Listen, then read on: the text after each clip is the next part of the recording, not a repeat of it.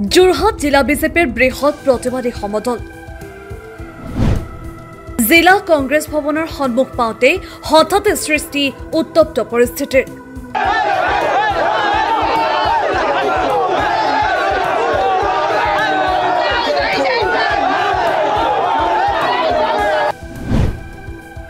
BJP কংগ্ৰেছৰ কৰ্মকৰ্তাৰ মাজত হঠাতে হতাহতি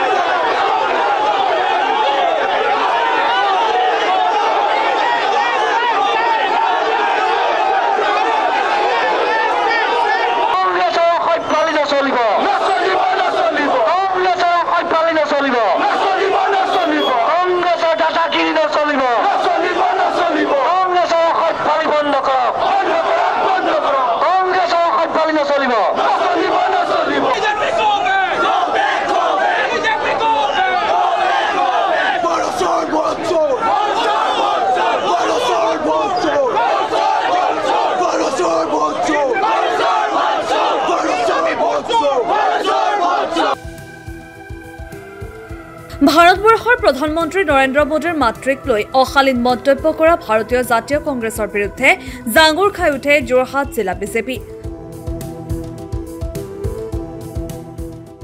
মৃত মাতৃগৰাকীক লৈ এনেদৰে মন্তব্য কৰা কাণ্ড নিন্দনীয় বুলি মন্তব্য কৰে জিলা বিজেপিৰ কৰ্মকৰ্তাসকলে যাৰ বাবে যোৰহাটৰ ৰাজপথত এক প্ৰতিবাদী সমদল পাহিৰ কৰে জিলা বিজেপিয়ে সেইখিনিলৈকে সকলো ঠিকে আছিল সমদল আহি যোৰহাট জিলা কংগ্ৰেছ ভৱনৰ সন্মুখ পাওঁতে আগুচি ধৰিলে জিলা কংগ্ৰেছৰ কৰ্মকৰ্তাই ফলত হতাহতিৰ সৃষ্টি হয় দুইটা ৰাজনৈতিক দলৰ কৰ্মকৰ্তাৰ মাজত আৰক্ষীৰ নিয়ন্ত্ৰণৰ বাহিৰত হয় হতাহতি মুঠতে পৰিৱেশ গৰম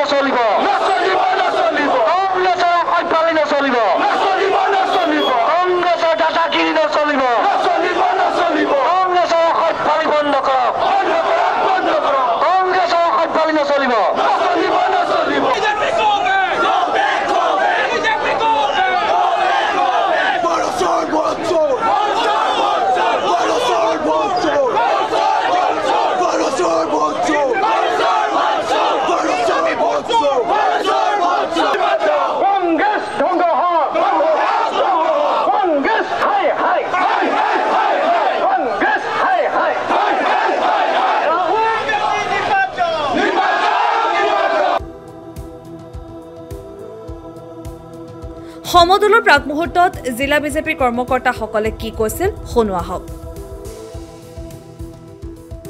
আমাৰ ভাৰতীয় জনতা পাৰ্টিয়ে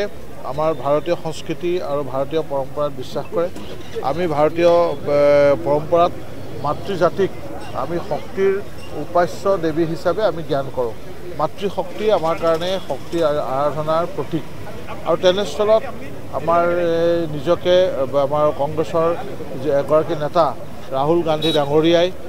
নিজকে কেতিয়াবা ভাৰতীয় সংস্কৃতিৰ উপাস্য দেৱতাসকলক কেতিয়াবা লাঞ্ছনা গঞ্জনা কৰে তাচিল্য কৰে কেতিয়াবা আকৌ তেওঁ নিজকে গীতা ভাগৱত হাতত লৈ সংবিধান হাতত লৈ নিজকে গণতন্ত্ৰপ্ৰেমী নিজকে ভাৰতীয় সংস্কৃতিপ্ৰেমী হিচাপেও নিজকে দেখুৱাবলৈ যায় আৰু তেনেস্থলত তেওঁ আমাৰ ভাৰতবৰ্ষৰ মাননীয় প্ৰধানমন্ত্ৰী নৰেন্দ্ৰ মোদী ডাঙৰীয়াৰ প্ৰয়াত মাতৃদেৱীক যিগৰাকী প্ৰয়াত হ'ল পৰলোক প্ৰাপ্তি ঘটিলে যাৰ বকুণ্ঠী হ'ল তেখেতক প্ৰকাশ্যভাৱে ৰাজহুৱাভাৱে অপমান কৰি সমগ্ৰ মাতৃশক্তিক তেখেতে ভাৰতৰ মাতৃশক্তিক অপমান কৰিছে নাৰী জাতিক তেখেতে অপমান কৰিছে ভাৰতীয় মহিলাক তেখেতে অপমান কৰিছে এই অপমান আমি প্ৰতিবাদ কৰিছোঁ আৰু এনেকুৱা কংগ্ৰেছত ভাৰতীয় সংস্কৃতি নজনা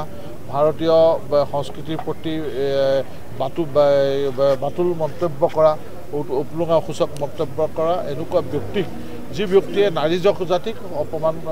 সন্মান কৰিব নাজানে তেনেকুৱা ব্যক্তিৰ কংগ্ৰেছৰ দৰে দলক এটা নেতৃত্ব দি আছে আমি তেওঁক গৰিহণা দিছোঁ তেওঁৰ এই বক্তব্যৰ আমি বিৰোধিতা কৰিছোঁ আৰু সেইকাৰণে আজি আমি ভাৰতীয় জনতা পাৰ্টীৰ কাৰ্যকৰ্তাসকলে আজি আমি তেওঁলোকে প্ৰতিবাদ কৰিছে আৰু প্ৰতিবাদ কৰিব কাৰণ এই প্ৰতিবাদৰ ধ্বনি প্ৰতিগৰাকী ভাৰতীয় নাৰীৰ অন্তৰত সোমাব লাগিব যোৰহাটত দেখা গৈছে হাজাৰ হাজাৰ মানুহ ওলাই আহিছে স্বতঃস্ফূৰ্তভাৱে কি ক'ব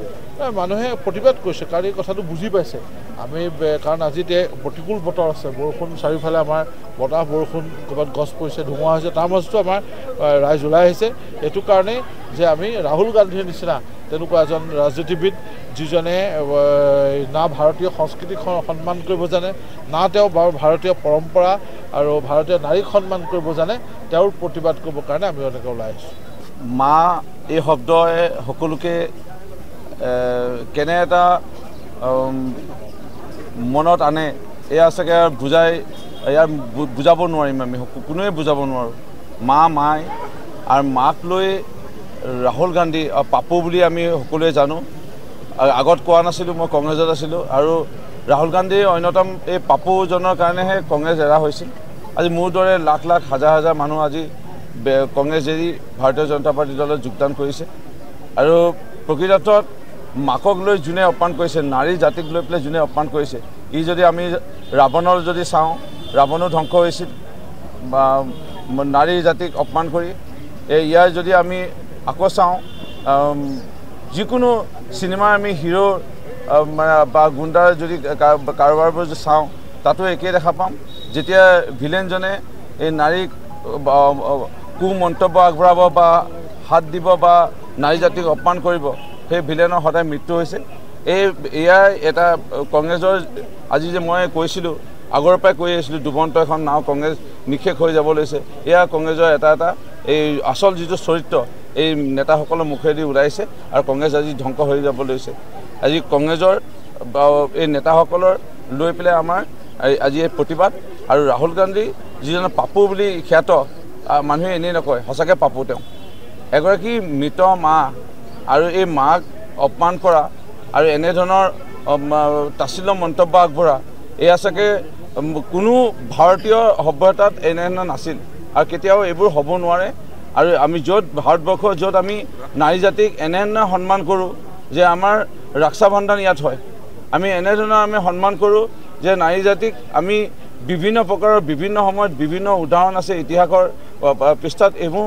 লিপিবদ্ধ হৈ আছে এনে এটা সময়ত ৰাহুল গান্ধী এনে মন্তব্য আমি ধিক্কাৰ দিছোঁ আৰু গৰিহণা দিছোঁ যি এক অশালীন মন্তব্য প্ৰদান কৰিলে প্ৰয়াত মাননীয় প্ৰধানমন্ত্ৰী নৰেন্দ্ৰ মোদী ডাঙৰীয়াৰ মৃত মাতৃগৰাকীৰ ওপৰত এইটো সঁচাকৈ খুব নিন্দনীয় আৰু আমি গভীৰ দুখ প্ৰকাশ কৰিছোঁ এই বিষয়ে আমি ইয়াৰ বাবে গভীৰ গৰিহণাও দিছোঁ ধিক্কাৰ জনাইছোঁ ইতিমধ্যে আপোনালোকে দেখিছে যে গুৱাহাটীত সেইদিনাখন আমি খুব সুখৰ মানৰে আমি শান্তিপূৰ্ণভাৱে আমি প্ৰতিবাদ কৰিছোঁ বিশেষভাৱে আপোনালোকে জানে যে ভাৰতবৰ্ষত আৰু সনাতনী হিন্দু সংস্কৃতি মাতৃক সৰ্বোচ্চ সন্মান দিয়ে মাতৃক সদায় উচ্চ আসন দিয়া হয় গতিকে এনেকুৱা অসাংবিধানিক অসাংস্কৃতিক বক্তব্য যি তেওঁলোকে প্ৰদান কৰিছে আৰু তেওঁলোকে ভাবিছে যে ইয়াৰ জৰিয়তে তেওঁলোকে ক্ষমতালৈ আহিব পাৰিব এই নিকৃষ্ট ৰাজনীতিক ভাৰতবৰ্ষৰ জনতাই কেতিয়াও সন্মান নিদিয়ে আৰু ভাৰতবৰ্ষৰ জনতাই তাৰ উচিত প্ৰত্যুত্তৰ দিব আৰু ভাৰতবৰ্ষৰ জনতাই জানে যে কিদৰে যে আমাৰ সংস্কৃতিক সন্মান নকৰা এটা দলক কিদৰে প্ৰত্যুত্তৰ দিবলৈ গ'লে তাৰ প্ৰত্যুত্তৰ দিছে ইতিমধ্যে আৰু ইতিমধ্যে প্ৰত্যেকজন মাতৃৰ অন্তৰত দুখ প্ৰকাশ কৰিছে কেৱল যে মাননীয় প্ৰধানমন্ত্ৰী নৰেন্দ্ৰ মোদীৰ মাতৃও অপমান কৰিছে তেনেকুৱা নহয় প্ৰত্যেককে মাতৃক অন্তৰত দুৰ্ব্যৱহাৰ কৰিছে কাৰণ আমি সনাতনী হিন্দু সংস্কৃতি বিশেষভাৱে ভাৰতীয় জনতা পাৰ্টিয়ে ভাৰত মাতা আপোনালোকে চাওক আমাৰ দেশখনকো আমি মাতৃ বুলি কওঁ আমি প্ৰত্যেকে মাতৃক আমি সন্মান কৰোঁ আৰু আজি মাননীয় প্ৰধানমন্ত্ৰী নৰেন্দ্ৰ মোদী ডাঙৰীয়াই কৈছে যে যি মাতৃৰ শৰীৰ আজি বৰ্তমান পৃথিৱীত নাই তেওঁলোকক যে সেই অপমান কৰিবলৈ তেওঁলোকে যে লজ্জাবোধ কৰা নাই তাতকৈ আৰু দুৰ্ভাগ্যজনক কথা একো হ'ব নোৱাৰে আজিৰ দিনত কংগ্ৰেছ দলটো এটা ফাৰ্ষ্ট্ৰেটেড দল তেওঁলোক হঠাৎ ভুগি আছে গতিকে তেওঁলোকে কেনেকৈ ক্ষমতাত আহিব পাৰে যিকোনো প্ৰকাৰ অৱলম্বন কৰিব নিকৃষ্ট ৰাজনীতি তেওঁলোকে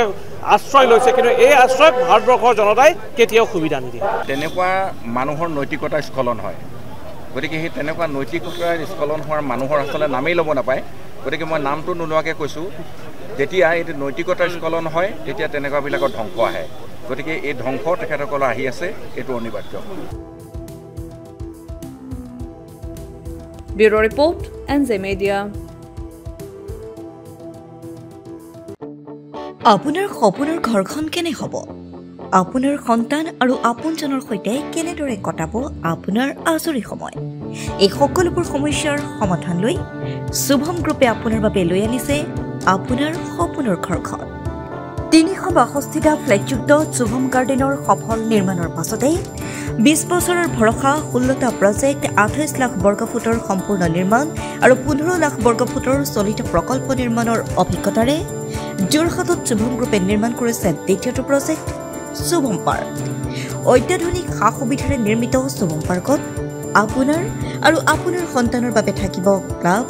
badminton court community hall kids play area splash pool আৰু জিম ক্লাব প্ৰতিটো ব্লকত থাকিব 2.5 BHK 3 BHK 3.5 BHK ফ্লেট লগতে থাকিব আপোনাৰ আৰু আপোনাৰ আপোনজনৰ প্ৰাপ্তিৰ সাহী